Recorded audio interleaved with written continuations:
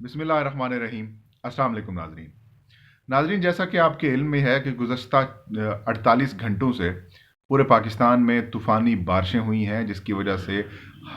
जो दर्जनों लोग हैं वो जाँ बहक हुए हैं और सैकड़ों एकड़ ज़मीन पर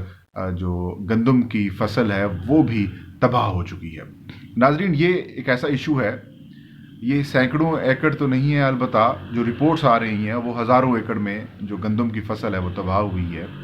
ये ऐसा इशू है नाजरीन जिस पर हमारे मेन स्ट्रीम मीडिया पर इस पर कोई डिस्कशन नहीं हो रही। उन्हें शायद इसकी अहमियत का अंदाज़ा नहीं है, क्योंकि किसानों ने, काश्तकारों ने, जिन्होंने 5 से 6 महीने इस फसल को उगाने पे इन्वेस्ट किए हैं और ऐन वक्त पर अल्लाह की तरफ से ये आफत आई है और उनकी जो फसलें हैं वो बिल्कुल, जब कटाई का मौसम बिल्कुल सर पे है, गंदम बिल्कुल पक चुकी है, तो ऐन वक्त पर जब बारिश आई, तूफ़ानी बारिश आई, ओले भी पड़े बिलखुसूस जनूबी पंजाब में और इंटीरियर सिंध में भी, तो इससे फसल जो है वो गंदम की मुकम्मल तौर पर तबाह हो चुकी है। किसान बड़े परेशान है, काश्तकार बहुत ज़्यादा परेशान है, क्योंकि उनको यकीनन अपने तय बहुत ज़्यादा नुकसान भी हुआ है और वो बेबस हैं। और अभी तक आलम यह है कि सूबाई हुकूमतों की जानिब से इसका तखमीना नहीं लगाया जा सका कि कितना नुकसान हुआ है, कितने एकड़ पे नुकसान हुआ है और इसका क्या इसको रिलीफ दिया जाएगा। नाजरीन, इसकी अहमियत इस वजह से भी है कि ज़ाहिर है अब गंदम का सीज़न है, तो पूरे पाकिस्तान का जो दारो मदार होता है वो खाने के लिहाज से, तो गंदम बड़ी अहम फसल भी है हमारी। तो अगर इस तरीके से अगर हज़ारों एकड़ ज़मीन पर गंदम की फसल तबाह हो गई है इन बारिशों की वजह से, तो गंदम यकीनन इस साल महंगी भी हो सकती है, शॉर्ट भी हो सकती है और पाकिस्तान को बाहर से भी गंदम मंगवानी पड़ सकती है। किसानों का तो अपने तो नुकसान हो ही रहा है, लेकिन ये मुल्क का भी नुकसान हो सकता है। नाज़रीन, इसी इशू को लेकर आज जो कौमी असम्बली की खसूसी कमेटी बराए ज़रिए इजलास है उसका इजलास हुआ। इसकी सदारत स्पीकर कौमी असम्बली असद कैसर ने की। इजलास में जो चारों सूबों के जो महकमा ज़राअत और आपाशी के हुकाम हैं, आला हुकाम, उन्होंने सेक्रेटरीज़ लेवल के लोग, उन्होंने शिरकत की और इजलास में जो अरकान कमेटी हैं उन्होंने बड़ी तशवीश का इजहार किया है कि हालिया बारिशों से जो किसानों का नुकसान है वो बड़ा ही अफसोसनाक है। इसमें कुदरत की तरफ से ही है, इसमें कुछ कर तो नहीं सकता, किसी ज़ाती तौर पर तो किसी ने नहीं किया। ताहम कमेटी ने ये सिफारिश की है और कहा है कि सूबाई हुकूमतें और वफाकी हुकूमत जिन किसानों का नुकसान हुआ है उनका अजाला करें, उनको रिलीफ फराहम करें और उनके लिए भी पैकेज का ऐलान करें। स्पीकर असद कैसर की जानिब से ये ऐलान भी किया गया है कि वो किसानों को रिलीफ फराहम करने के लिए अपना वज़ीर आज़म इमरान ख़ान से ख़ुद रब्ता करेंगे और उनसे ये बात करेंगे। कमेटी की जानिब से ये पुरज़ोर मुतालबा किया गया है कि सूबाई हुकूमतें इसका जो जो जो नुकसान हुआ है लोगों को उसका तखमीना लगाएं। तखमीना अभी तक हैरानकुन तौर पर नहीं लगाया जा सका, ताकि इन किसानों को रिलीफ फराहम किया जा सके। नाज़रीन, आज की कमेटी में ये भी इंकशाफ हुआ, जो कि सेक्रेटरी नेशनल फूड सिक्योरिटी हैं, उनकी जानिब से इंकशाफ किया गया कि 18वीं आइनी तरमीम के बाद, जो कि दीगर महकमों के साथ महकमा ज़राअत भी सूबों को मुंतकिल हो चुका है, उसकी वजह से जो ज़राअत का शोबा है वो बहुत ज़्यादा नज़रअंदाज हो रहा है। उन्होंने इंकशाफ किया कि जो बजट 18वीं तरमीम से पहले ज़राअत का होता था उससे 60% बजट जो है वो सूबे अब कम यानी कि उस पर लगा रहे हैं ज़राअत पर, जिसकी वजह से पाकिस्तान में जो ज़राअत का एक शोबा है मुसलसल जो है वो कमज़ोर होता जा रहा है।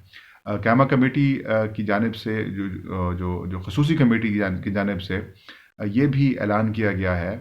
कि कौमी असम्बली के इजलास में एक करारदाद लाई जाएगी कि जो ज़री रकबा जो है वो कम होता जा रहा है और उसकी जगह पर जो हाउसिंग सोसाइटीज़ बनाई जा रही हैं, हाउसिंग सोसाइटीज़ को कम करने के लिए और ज़री रकबा बहाल रखने के लिए और उसको ज़्यादा करने के लिए एक करारदाद लाई जाएगी और जो करारदाद है वो हुकूमती रुकन की जानिब से पेश की जाएगी और इस हवाले से उन्हें टास्क भी दे दिया गया है। नाज़रीन, ये ख़बर इसलिए भी आज अहम है क्योंकि ابھی تک تخمینہ نہیں لگایا جا سکا کہ کتنے فیصد رقبے پر جو گندم کاشت تھی اس کو نقصان پہنچا ہے، اور کتنا زیادہ نقصان ہوا ہے۔ 2015 میں بھی بارشیں زیادہ آئی تھیں، جس پر اس وقت کے جو وزیر اعظم ہیں ان سے مطالبہ کیا گیا تھا پاکستان تحریک انصاف کے چیئرمین عمران خان کی جانب سے کہ لوگوں کو ریلیف فراہم کیا جائے۔ اب تحریک انصاف کی حکومت کے دوران یہ صورتحال کا سامنا ہے، یہ صورتحال سامنے آئی ہے،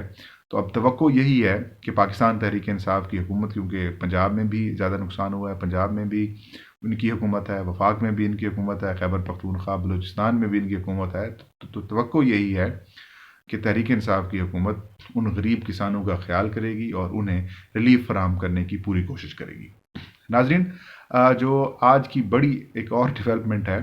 وہ یہ ہے کہ گزشتہ ویڈیو میں بھی میں نے آپ سے ذکر کیا تھا کہ وزیر خزانہ اسد عمر صاحب کو دھچکا لگا ہے کہ وہ ایمنسٹی سکیم، جنہیں ایسٹس ڈکلیریشن 2019 سکیم بھی کہتے ہیں، وہ کابینہ سے منظور نہیں کرا سکے۔ آج بھی کابینہ کا ایک اجلاس ہوا جس کی صدارت وزیر اعظم عمران خان نے کی، تو اس میں بھی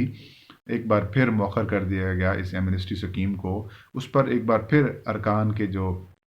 کابینہ کے ارکان ہیں ان کے تحفظات جو ہیں وہ برقرار تھے، اور ان کی جانب سے بارہا یہ کویشچنز کیے گئے کہ ماضی میں بھی اسکیمیں لائی گئی ہیں، تو اس اسکیم میں اور اس اسکیم میں کیا فرق ہے، اور ہمارا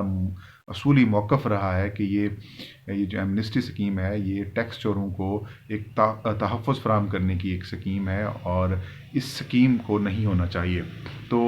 تو یہ بھی معاملہ ایک بار پھر کابینہ کے اگلے اجلاس تک مؤخر کر دیا گیا ہے۔ ناظرین، جو حیران کو نمبر ہے وہ یہ ہے کہ اسی ایمنسٹی سکیم کی وجہ سے قومی اسمبلی اور سینٹ کے جو اجلاس ہیں وہ مؤخر کیے گئے۔ اب سینٹ کا اجلاس 25 اپریل کو ہوگا، جبکہ